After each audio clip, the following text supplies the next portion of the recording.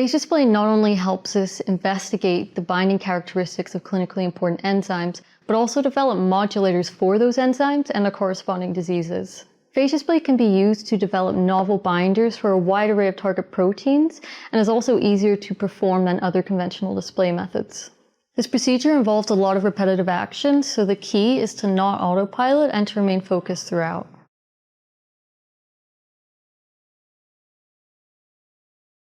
Begin by inoculating 30 milliliters of 2YT tetracycline broth with 200 microliters of the seed culture.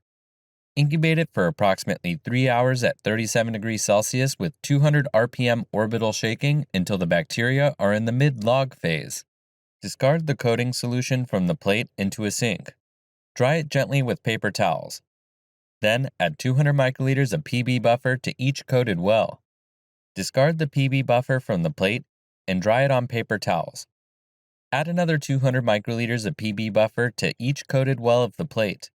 Incubate it at room temperature for an hour with 300 RPM orbital shaking. Thaw the phage library on ice. Then dilute it to 100 times the library diversity in PBS. Add the polyethylene glycol sodium chloride solution at 1/5 of the diluted library volume and incubate the solution on ice for 30 minutes. Next, centrifuge the solution at 11,000 times G for 30 minutes at 4 degrees Celsius.